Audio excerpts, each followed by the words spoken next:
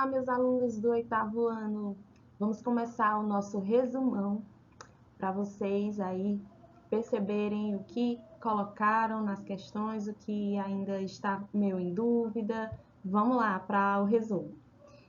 Começamos os nossos conteúdos aí do segundo bimestre falando sobre as esferas públicas e as esferas privadas, né? Então, a gente vai falar mais aqui, ó, sobre este parágrafo aqui. Ele vem dizendo que as noções de público e de privado remontam à Grécia Antiga, a partir do século VII a.C.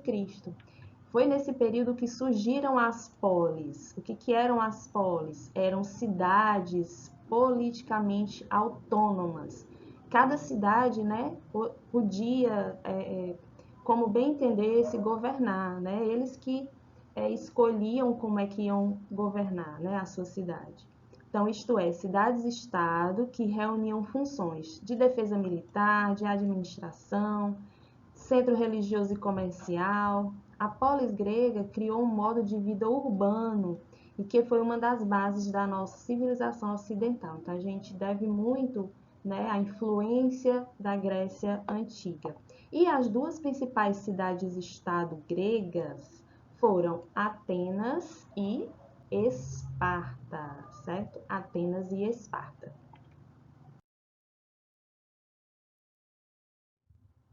E conviver com pessoas diferentes pode ser difícil, né?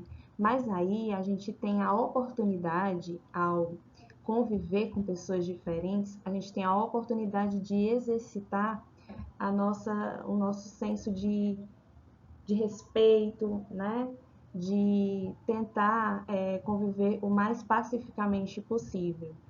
Então, a diversidade é um princípio básico da cidadania, que assegura a cada um condições para o desenvolvimento de talentos e potencialidades e, ao mesmo tempo, garante o direito à diferença. Então, a lei trata a todos com igualdade, respeitando as suas diferenças. Então, todas as pessoas são iguais, né, ó, perante a lei, mas diferentes nas suas crenças e experiências. Essa é a riqueza da diversidade, que só se desenvolve na democracia. Então, a diversidade, ó, é um princípio básico da cidadania. Quando a gente falou sobre liberdade de pensamento, consciência e religião, a gente falou muito sobre liberdade de expressão.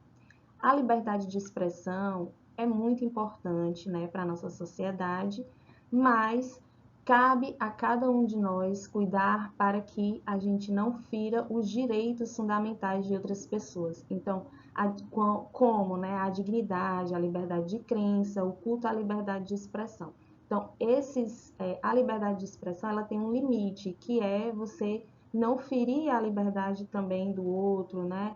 A dignidade, com aquelas palavras que você professa, não humilhar, não denegrir ninguém.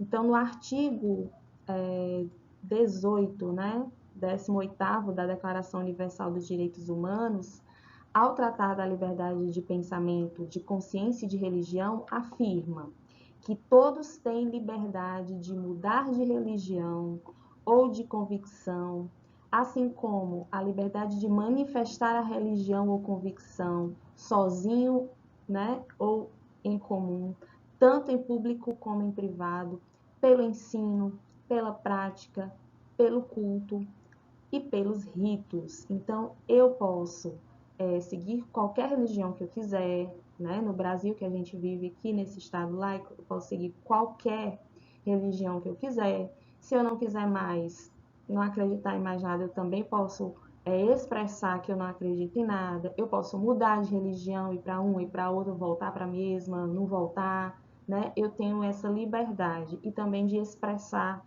essa religião, manifestar essa religião, essa convicção, tanto em público quanto em privado. Com isso, eu não estou denegrindo nenhuma outra, eu não estou dizendo que a outra está errada, simplesmente eu estou expressando uma opinião, uma crença, uma expressão da minha convicção, certo?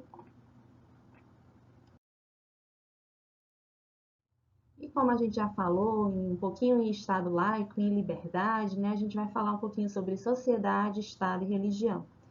Que para conviver em sociedade é preciso a gente ter relações amigáveis, como a gente estava falando, né? Interagir pacificamente com as pessoas.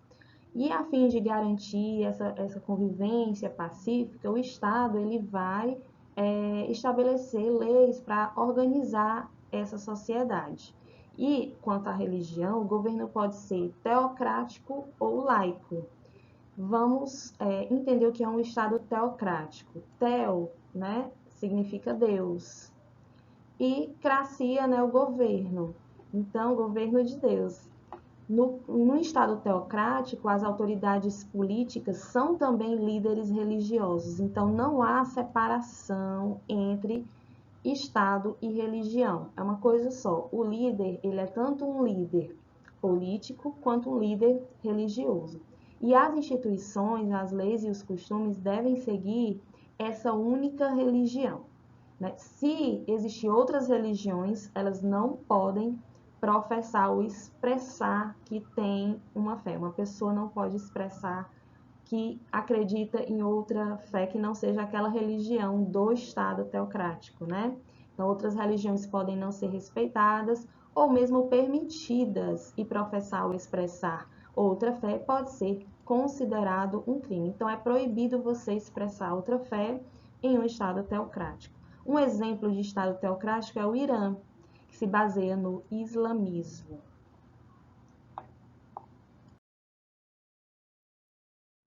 E num Estado laico, o que é que determina eu estar num Estado laico e o que proíbe eu estar num Estado laico? Nos Estados laicos, o governo se mantém neutro em relação às crenças de cada um e às suas diferentes visões de mundo, inclusive as religiosas. Conhecido também como Estado secular, né? O Estado laico, um Estado laico pode ser chamado também de Estado secular. E esse tipo de governo, ele não submete os seus cidadãos às regras de uma religião e vai garantir ali a liberdade de crença, com a total e igual participação de todos. Assim, leis, instituições dos países laicos devem respeitar todas as manifestações religiosas, tratando os cidadãos com igualdade. Além disso, negar ou ferir o direito à liberdade religiosa de alguém em um Estado laico é crime. Então, é proibido você, num Estado laico,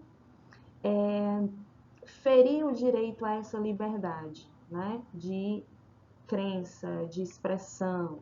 Então, pelo princípio da laicidade, ou seja, da separação entre Estado e religião, é responsabilidade do Estado garantir o direito das pessoas de crer ou não crer, de manifestar suas crenças livremente. Esse é o caso do nosso Brasil. Então, aqui a gente tem o Brasil é um Estado laico. Isso significa que nenhuma religião tem prioridade sobre as outras e que o Estado não pode nem apoiar nem impedir as práticas religiosas. Então é isso, o Estado laico não tem uma religião oficial e respeita a liberdade de crença e a igual participação de todos nesse Estado. Neste mesmo conteúdo, né, sobre os estados, a gente viu que a história da Roma Antiga também, além da Grécia, né, também influenciou a política e a religião da nossa atualidade. E a política, né, da Roma Antiga foi dividida em três períodos principais: a monarquia, a república e o império. E a gente falou um pouquinho sobre a monarquia, que a autoridade política e religiosa eram as mesmas, que na república, né, a gente tinha o Senado, e até hoje a gente se baseia, né, também nesse modelo de república, e temos o Senado também, e que Jesus Cristo nasceu em um território do Império Romano, que foi a Galileia. Ele sai da Galileia e vai para Jerusalém, que também tem o domínio do Império Romano, né? E por ele foi perseguido e condenado à morte, né? Pelo Império Romano.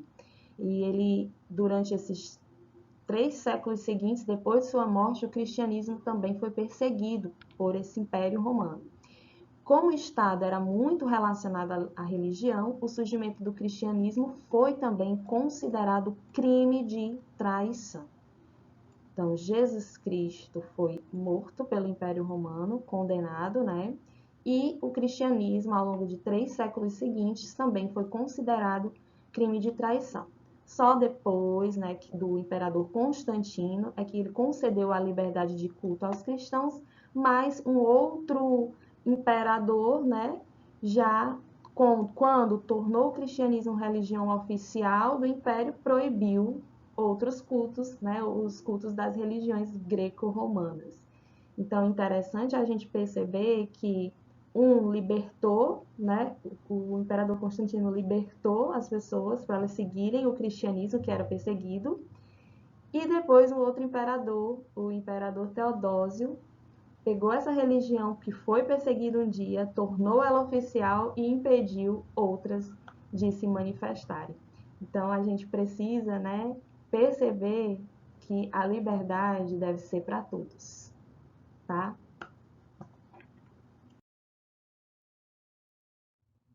E aí, gente, chegamos ao fim do nosso resumão. Espero que vocês tenham gostado. Dá um like aí no vídeo, tá? Digam o que é que vocês gostaram. Se ajudou em alguma questão que vocês começaram a fazer e não acham que, não sei se está certo, não sei se está errado, né? Digam aqui nos comentários o que vocês acharam, o que vocês gostaram mais. E até o próximo vídeo. Tchau!